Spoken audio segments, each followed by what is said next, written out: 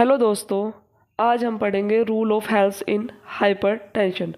Rule of health in hypertension को हम rule of half in hypertension भी बोल सकते हैं इन आर इजी लैंग्वेज, बिकॉज इस रूल के अंदर सब कुछ हाफ हाफ होता चला जाता है। कैसे हाफ होता है आइए पढ़ते हैं।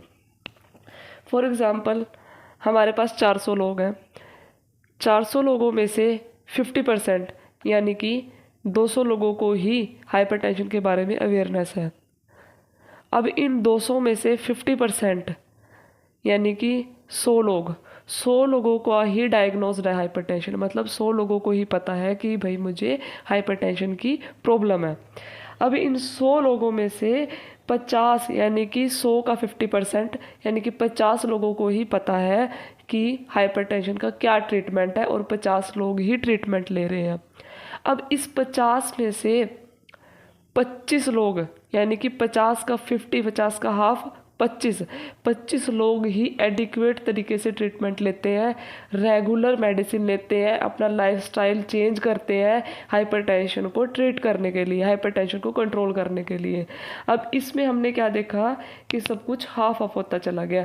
पहले हमारे पास क्या थी, 400 लोग थे, 400 लोगों की पॉपुलेशन थी। अब उसमें से 200 ही लोग ऐसे थे जिनको हाइपरटेंशन की अवेयरनेस थी। अब उस 200 में से 100 लोग ही ऐसे हैं जो हाइपरटेंशन का डायग्नोस्ड है, जिनको पता है कि हमें हाइपरटेंशन बीपी की प्रॉब्लम है। ओके, देन उसके बाद 100 में से 50 लोग ही हैं जो ट्रीटमेंट ले रहे हैं। अब उस 50 में से भी 50 के 50 अच्छे से ट्रीटमेंट नहीं ले रहे। 50 में से 25 लोग ही ऐसे हैं जो एडिक्वेट तरीके से, प्रॉपर तरीके से ट्रीटमेंट ले रहे हैं।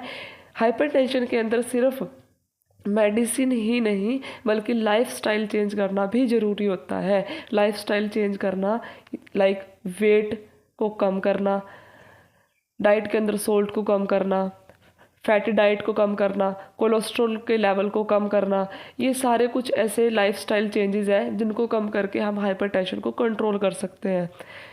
तो ये था हमारा rule of half, rule of health in hypertension. Thank you.